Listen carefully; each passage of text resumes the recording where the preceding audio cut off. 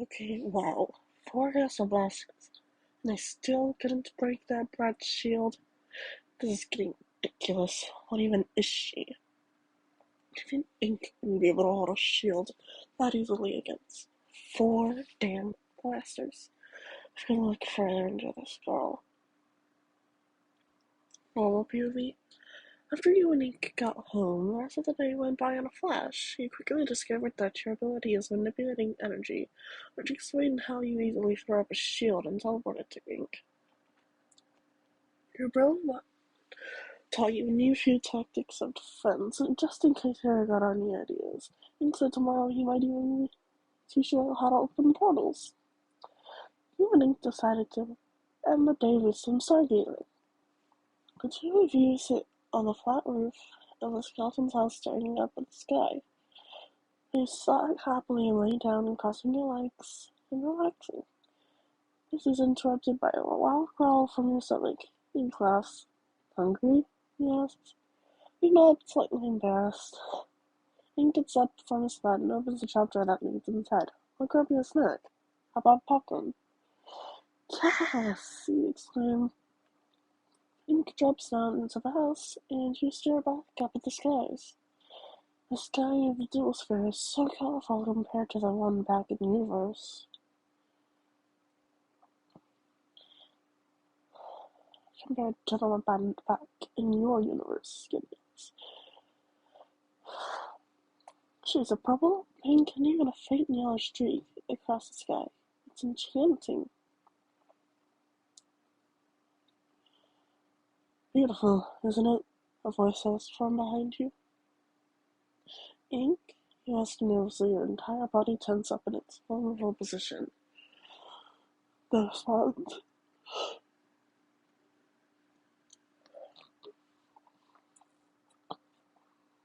Her movements are careful, slow, calculated. You rise and turn to face none other than air. Beneath his feet is a trap door. You breathe shakily, anxious despite your newfound power. His eyes scan up and down your body. He takes his sweet time. But his hand under his chin almost thoughtfully. You're a special one, aren't you? He says. His multicolored eyes boring to yours. You don't answer. You're not falling for any of his tricks. He chuckles. Silent treatment? Alright, let's see how this one's going. He says, before you even have time to react, air teleports right in front of you, inches from your face. Your eyes widen in surprise when you take a step back, but he stops you by freezing your body with his magic. Let go of me. Unless you want to blast enough to the face, I advise that you release me. You say angrily. Aaron walks backwards, holding his hand up in a mock surrender. You roll your shoulders once he lets you go, and you glare at him. How funniest do you want to see, Jesus? I can play that game too, you know. You smirk. That's funny. You couldn't seem to touch me or Ink earlier before I asked the blasters, he said, challenging the skeleton. You don't hesitate to take advantage of him, trying to think of a comeback. Ink! You shriek. We have an unwanted guest! In less than a second, Ink teleports next to you. Harry's eyes widen. I don't recall inviting you to my house, Ink says. His voice dangerously quiet. Harry backs away from you and Ink. He looks legitimately scared.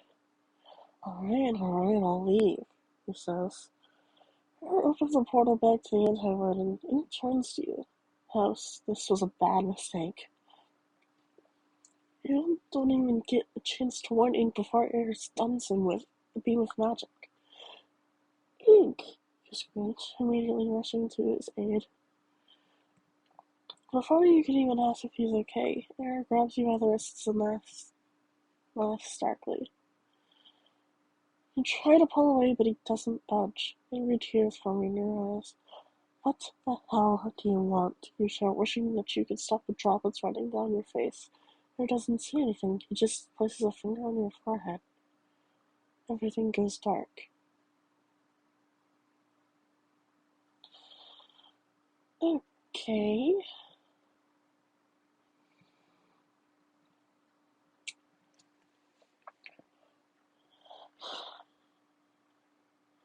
You wake up to the sound of frustrated grumbling and footsteps running away from you. A splitting headache pounds in your skull, blurring your vision around the edges. You attempt to pinch the space between your eyes with your hands, but fail thanks to the glowing blue string binding your wrists together. What? You squeeze your eyes shut and open them again. The string is still there. The only memory you have is stargazing with ink. Where is he anyway? Where are you? Your surroundings aren't much help. It's nighttime, so that already limits your vision. And the dark, large snow-covered pine trees aren't beneficial either. From what you can tell, you're in the middle of a snowy forest. You'd think it's summertime or maybe undersnow, but the atmosphere is very different. Sinister, evil, frightening. Some of the snowflakes look out of the ordinary. They're much smaller than average ones. They float around almost like they're in slow motion, despite the fact that there's no breeze whatsoever. A few come very close to your face and causes you to sneeze. It seems like there's no one else around besides you. Hey, I remember hearing an angry voice earlier. Hopefully that wasn't a hallucination. You say quietly, not wanting to yell because of your headache. The only response you get is white noise. You sigh deeply, hanging your head and letting your hair fall around your face. Your breath comes out in clouds and you shiver in your blue sweater. Standing up would be amazing right now, but you don't have the strength to do it. You're afraid that if you even move an inch, you'll just come crashing back down thanks to your headache. Clasp your shaking hands together in your lap as the snow on the ground soaks into your leggings. I think I close my eyes just a little bit. You think it'll do some good for my head. Just as your eyelids shut, however, they open rapidly as a flash of purple light comes from up ahead. Stir the source of light, like against all odds, it think. Another flash follows the purple, but this one's red. Where have I seen that before? You wonder, then it hits you. The memories come crashing down, flooding your head. That very first Sunday, you knocked me out. You grow more and more furious as you recall the events. That bitch kidnapped me and hurt my brother. Your hands turn to fists, and anger consumes you. Suddenly you're not so cold anymore. Your hands glow with a blinding white light, absorbing the energy from around you. Oh yeah, you mutter. Okay, I almost forgot I could do that. You mutter. You break out of your abnormal handcuffs as a quick slice of energy choke your most likely bruised wrists. Those were on pretty tight. Taking a deep breath, you slowly and carefully stand up from your kneeling position. You sway slightly and have to lean on a nearby tree to catch your balance. Oh wow, you mumble, blink rapidly to get rid of a dizziness in your head. You hold on to your tree and for a few more moments and decide to try and walk again. This time is much more successful than the first. You manage to stumble towards a clearing. Hiding behind a tree, you watch what seems to be a pretty intense fight. Here is battling another Sans you've never seen before. This Sans has red and blue eyes. He looks completely insane. Might be dust or murder, whichever one you call him. His head is pulled over his face, and there's multiple stains on his clothes. He's been through some shit. You can barely hear their shouts, or the blasts of magic coming from their hands. The only words you manage to hear are cussing and something about nightmares. Probably nightmare signs. Has something to do with us. Everything stops on the unfamiliar sands, spots you in your hiding spot. Are you kidding me? His crazed grin widens, and he throws her into the air, causing him to land on the ground with an oof. So you're this little sis, huh? He says, slowly approaching you. You step backwards, breathing rapidly. Your legs feel like jelly, and you almost trip over nothing. Oh my god. Continue backing up. The Sam's left eye twitches slightly. Come on, hey, sweetheart. It's nothing to worry about, he says creepily. Just let me take a good look at you. Words fail to come out of your mouth. You can't even think straight. You stop moving when your back hits something hard, a goddamn tree. Your lips tremble and you swear your heart stops for a moment. Move, goddammit, get away! Your thoughts scream, your legs don't listen. You stay frozen against the pine tree. Sims comes up to you and slams a hand on the tree just above your head, causing the whole thing to shake. He leans in and stops centimeters from your face. His mouth opens to say something, but the words are caught in his throat by a shout behind him. Back the fuck off, you dusty bastard! Arabella is crashing through the woods. He stands still in shock, still unable to move. Dusty whips around and faces her. Went off a mad time glitch, he snarls, his hands lighting with purple flames. Air says nothing, his magic gets the message across. Once he flicks his hand, and the magic crazy sands goes flying. Once he's out of sight, Air makes a tisk sound under his breath and shakes his head. Still angry at him for kidnapping you, you just say nothing and stare at the ground. From the corner of your eye, you see him walking towards you. Thanks will be nice, sunshine, he says, stopping in front of you and putting his hands in his pockets. You don't respond and just stare at his dark eye tops. Hey, at least, he starts. Oh, wow. Oh, thank you so much for kidnapping me, Air. What do you want? A kiss on the fucking cheek? You shout furiously, blood rushing to your cheeks. Your fingertips glow with energy, reflecting your emotions. Air just laughs to himself. Actually, that sounds pretty nice. Would you mind? He says. You should have beamed it and easily deflects it. Fuck off, you say, anger fizzling out and getting replaced by embarrassment. Air chuckles and turns away from you. Where even are we? You ask, curiosity taking over. That's tail. I don't know. Air replies, I don't know how we ended up here. The maniac must have messed up my teleportation. He opens a dark portal with a snap of his fingers and gestures for you to walk through it. Ladies first, he says with a smirk. You roll your eyes. You really think I'm gonna go with you? You ask. Nah, he says. That's why I'm doing this. Before you can stop him, Air has you wrapped in the bubble of dark magic. He swipes his hand through the air and you zoom through the portal. Once you're through, he steps in after you, a smug expression on his face. You're gonna stay in my place for a while, he says, closing his portal behind him. He's staring at your surroundings, confused. This isn't the anti-void.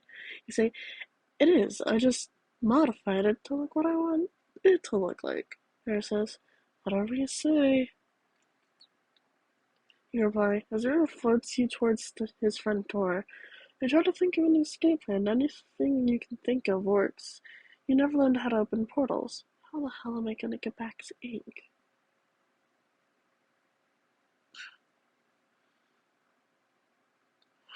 His modifications to the anti-void are actually impressive.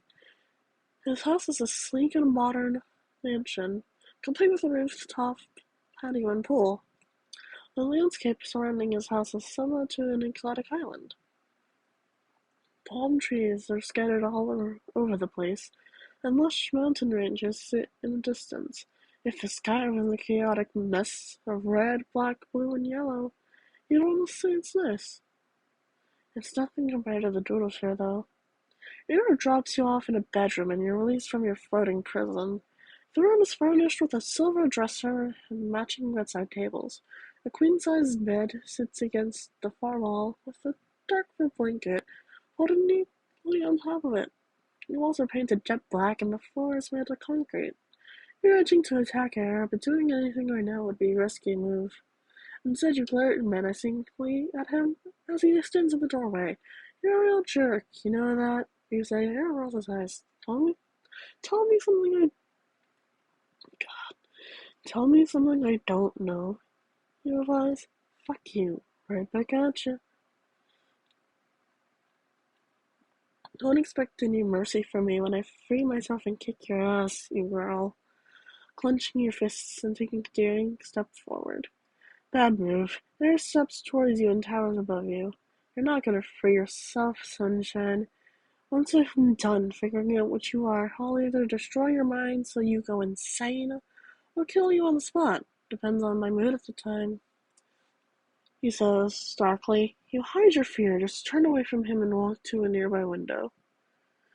You feel Air's eyes burning into the back of your head as you stare at the mountains.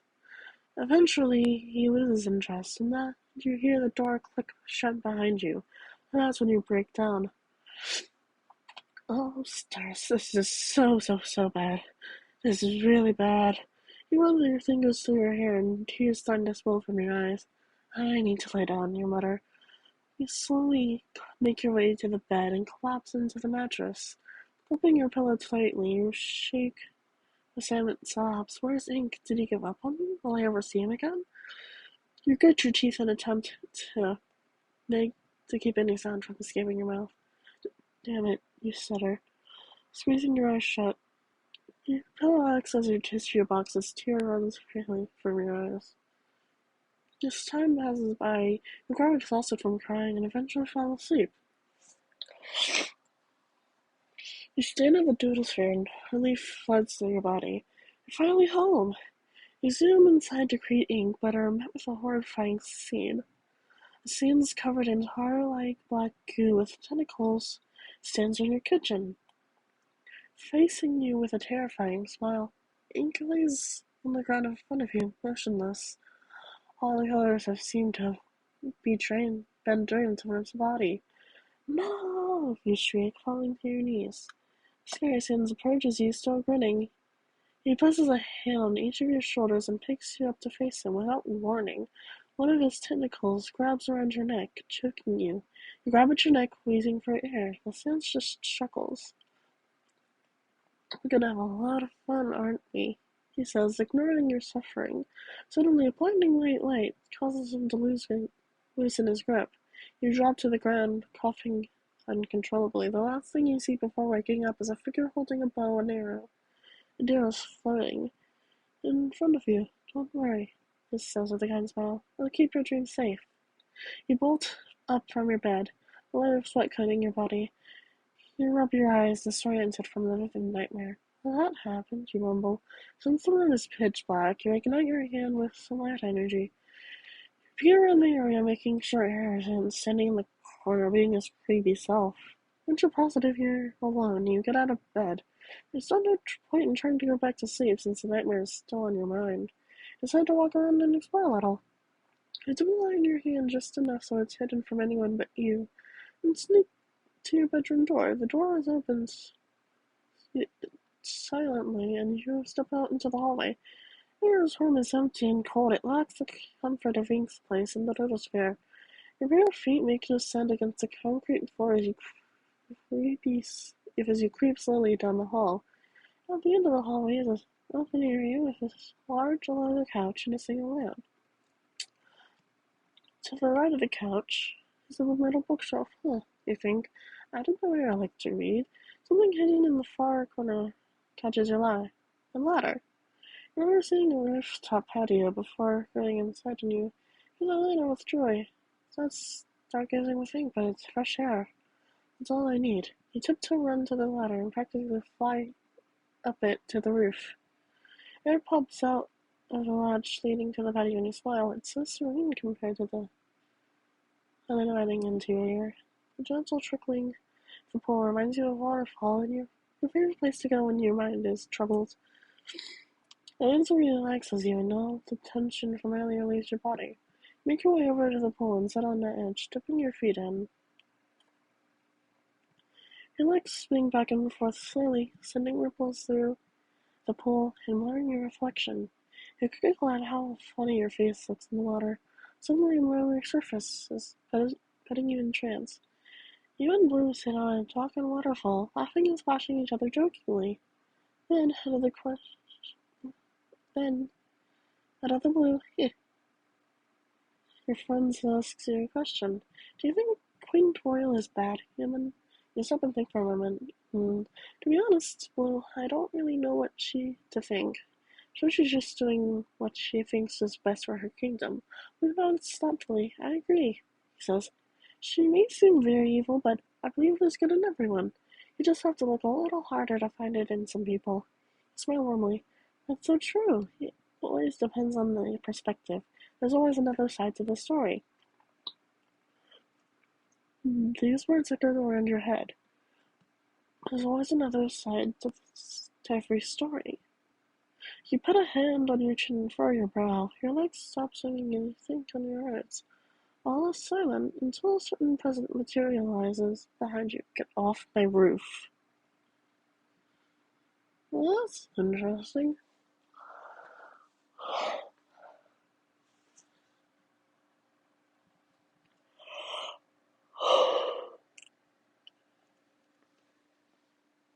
I'm recording this in 2 separate days. So yes, my voice is going to be different. I forgot to mention that at the beginning of this recording. Weird.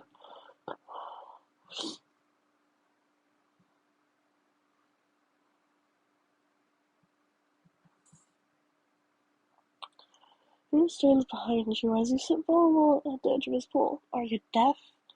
I said get off my roof, he says, clearly frustrated. You summon some energy beneath your fingertips, keeping it ready just in case. Just getting some fresh air, you reply calmly, not facing her. You don't see his face, but you can tell he's rolling his eyes at you. Yeah, okay. You're not supposed to be up here, he says, approaching you slowly. Breathing thickens as you get closer. He stops next to you on the patio and squats down so he's at your eye level. There stares at you, but you refuse to look at him. He's just trying to intimidate you, and that's not gonna happen. This continues for a few moments, and Eric gives up. He huffs and pops down on the ground next to you, keeping his focus on the pool. He stares straight ahead, trying to ignore your rapid heartbeat and shallow breath. To release some tension, you swing your feet in the water, like you did earlier. Back and forth, back and forth, back and forth. Shaky sound comes from your mouth, and you close your eyes, bowing your head. You hear her tapping his hands on the edge of the pool, moving his fingers up and down. Why aren't you just sitting here? Shouldn't he be fighting me or something? You sneak a glance at the skeleton and quickly look back at your feet. He must be deep in thought. What's your side of the story? You ask, taking a leap into dangerous territory. Give him the fucking time, child. Oh my god. Harry tenses up. What? He says. I think everyone has reasoning behind what they do. Everyone has their own side to the story. What's yours? He asks. You say quietly. You look up at Eric, he's staring right back. Something flickers in his eyes, the same little flicker you saw back when you first met him. Then it disappears as quickly as it came. He moves his head away from you and grits his teeth. He mumbles something along the lines of, I don't have time for this, and heads back inside. You throw your arms in the air, letting them fall at your sides. Why are you even trying to do this, you say, exasperated. You put your head in your hands as you groan. Oh, buddy, I wish you were here right now, you mumble. I need your positive video right now, desperately. The sound of the hatch opening behind you causes you to jump. Get inside, Eric calls. It's 2 in the morning. Not like you flip him off. You should go inside, that's true, but you don't want to listen to Eric right now. Not giving him the satisfaction. The hatch slams shut and you couldn't see yourself. You could have laughed if he was here. The smile disappears when a cold hand grips your shoulder. Guess he didn't look like it. I guess he didn't go in like I thought. I said it's inside, Eric growls. You shrug him off angrily and stand up, staring at him in your eyes. I don't even know why I tried to be getting through to you, you say calmly. A friend once told me that there's good in everyone. I believed him then, but now I'm not so sure. You push past her and throw the latch open, speeding down the ladder and back to your room. Surprisingly, he doesn't retaliate. You slam your door behind you and curl up under your blanket, red fumes of energy rising from your skin. After some time, you make your fades and you're able to drift off to sleep again. You didn't know how much a pillow would hurt until Ara woke you up with one. He stands in your door with a slight grin on his face. That hurt, you shout angrily, throwing it back at him. He catches it easily, not even flinching. Get up. he says. It's all he says before heading down the hallway. You look at the clock sitting on your bedside table. It's only 8 in the morning. You think, I only got 6 hours of sleep, but now I'm wide awake thanks to that asshole. After adjusting your sweater and attempting to fix your hair, he hesitantly get out of bed and go downstairs. Eric sits at his table, wearing a pair of red glasses and reading a book. His coffee sits on a coaster, steam still rising from it. You can't help but smile at how nerdy he looks. It's almost cute. Eric glances up from his book and his smile falters. What you looking at? He says grumpily. A nerd. You smile, reply with a smirk. Ha ha ha, fuck you, he mutters, staring back at his book. You sit awkwardly at the bottom of the stairs, not knowing what to do. Well, I sway up for a second, and then go back down again. He'll say, cautiously approaching the table. What you reading? Eric quickly shuts his book and hides it under the table. None of your business, he grumbles, looking slightly flustered. Okay, whatever you say. He replies, sitting down across from him. Can I have something to eat? Without saying a word, Eric floats over a bowl, spoon, some milk, and a box of cereal. Thanks, you say quietly, pouring the cereal in a bowl. Once you finish your breakfast, you get up and set your empty bowl in the sink. You begin heading upstairs wanting to get dressed, but you realize something. You don't have a change of clothes. You mentally facepalm. How the hell am I going to ask my kidnapper for spare clothes? You turn around slowly, cringing at what you have to do. Here, you say. He looks up at you. Do you have a change of clothes I can wear by any chance? He tenses up for a second. Yeah, hold on, he replies awkwardly, getting up from his seat and brushing past you. Follow him silently and wait in the hallway as he goes into his room. After a few moments, Sarah comes out with a normal-sized long-sleeved shirt and some sweatpants. He drops them in your arms and goes back downstairs. Speed back to your room, screeching internally. That is the worst thing I've had to do. You say, rapidly. That is literally the worst thing I've had to do. You say, shutting your door behind you. What the? There's POV. Why the hell did I do that? Ugh, you're getting softer. I set my forehead down on my table and groaned. Okay, this is fine. She can wear those clothes. It doesn't matter. It's not like it's gonna affect me. I just need to keep my eyes on the prize. Find out what she is and get her out of the way. I said, my voice muffled by the table. I slowly lift my head up, taking a deep breath. To my horror, my real name stands at the top of the staircase, wearing my clothes. I feel my face heat up, so I lay back down on the table. Dare, snap out of it! These romance stories are putting stupid shit in your head. Feeling getting closer to the table, she's standing right in front of me. I peek out my hiding spot, so she's staring right directly. How about I mess with her a bit? See something you like, sunshine? I asked, just tilting my head and smirking. No, and surprisingly, she doesn't get angry, so instead she looks embarrassed. No, she says wryly, I just wanted to talk. Huh. Let's see where this goes. Almost POV. Take a deep breath, hoping that you're not gonna regret this. You sit down across from her, who still has a slight yellow tint on his cheeks. You toss your hand slightly in your lap. I don't like you, you don't like me. You start, but we have similar goals. Aaron tilts his head. You've shrieked him. How so? He asks, leaning towards you and resting his hands on his head. I want to find out what I am. I know I can win your great energy, but I feel like there's more to it. I feel like I have some sort of potential that hasn't shown itself yet. You say, or not. For once, I agree with you. I mean, even Ink couldn't put up with a shield to stop orgasm as easily as you did. He says, I feel like you're much more powerful than you appear to be. Okay, cool, he said, sitting up straighter. How are we gonna figure this out? Yeah, sharks, you tell me, sunshine. It's your powers, he found. Why do you call me that? He asks. Ira thinks for a second. I guess it just shoots you, he says, his voice lowering in volume. He almost looks embarrassed. You feel your cheeks flush slightly, so you duck your head. You bend under your breath. Stop it, Ryan. The sound of errors. Chair scooting out causes you to look up. We're not gonna find out what your hidden potential is without trying something. He says, come on, we're going outside. You immediately jump out of your chair. You stare that you sprint upstairs and put on your boots. Once they're on, you dash back downstairs and join her at the front door. He opens the door and gestures to you to go first. You give him a nod and step outside. A slight breeze snips at your hair as you stand in his yard.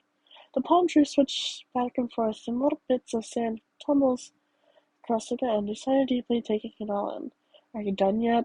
Versus asks, startling you. You turn around to look at him. I was just admiring your work, you reply. It's actually pretty nice here. Yes, Gus. Flower doesn't work on me, sunshine. You roll your eyes. Not in the mood to argue with this grumpy skeleton.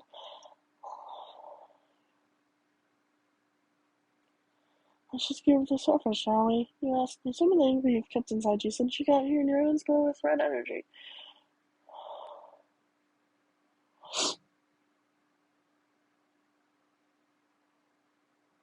What are you going to do with that? Aaron asks, start framing on his forehead.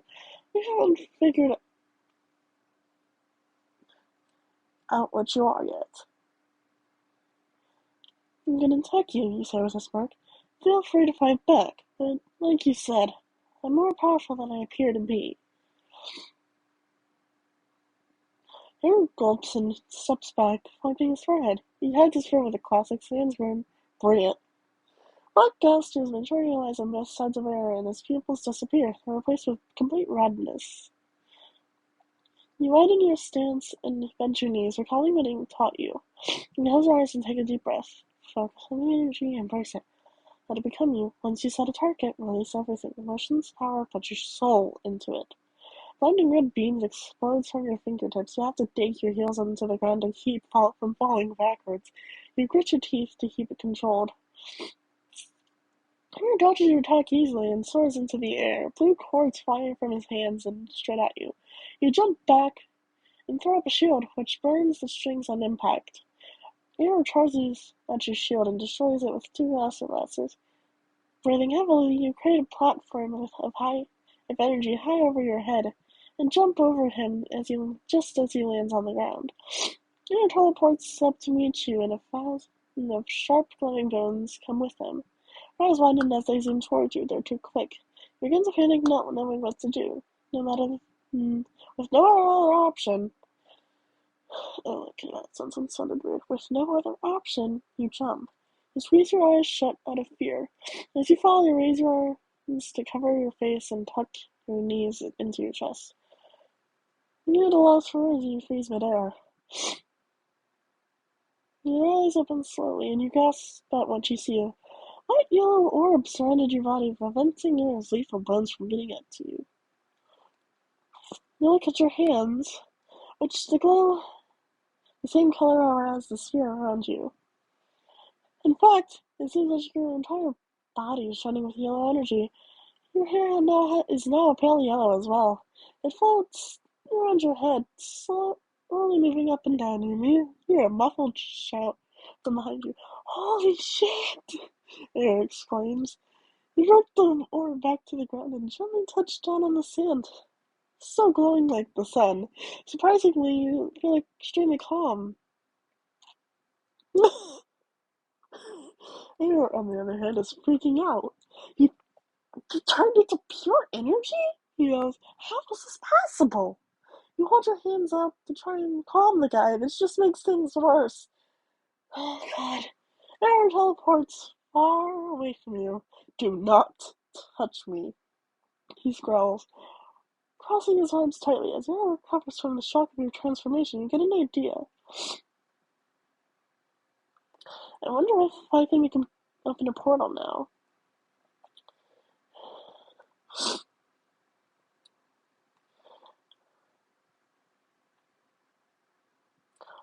You think, maybe this energy makes me so incredibly powerful. It just might work. You hold out your Still glowing arms in front of you and concentrate on the doodle-sphere. I need to go home. I need to see Ink and get away from this creep. Nothing happens. Damn it. You went on angrily. Your glowing energy fades away from you, returning to your normal self. You head back inside quietly and go upstairs into your room. Your hopes of getting home vanish as you curl up on your bed and negative feelings take over your mind. How can be this powerful and so might open a portal? How can I get back home?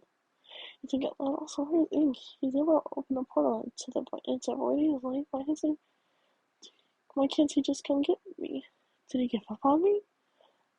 You continue drowning in negativity, forcing all your fears down in hatred. Suddenly a pop comes from the corner of your room. It sounds like someone teleported in there. Go away, asshole. Say, turning away from the sound. You're not in the mood to listen to air right now. The shouting laugh causes you to freeze. The laugh echoes around your head. You feel in your bones and your soul. That's not air. I felt some beautiful feelings in here, the deep voice says.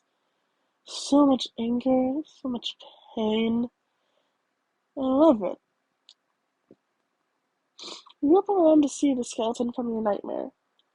Red goop, tentacles, and a horrifying grin. He's petrifying. I'm glad to finally meet you, he says. I feel that we could get along very well. Here your eyes. I disagree, you say, letting your hands with that energy. The skeleton chuckles. Doll, you don't want to hurt me, he says, his grin getting louder. Why shouldn't I? You ask, tilting your head.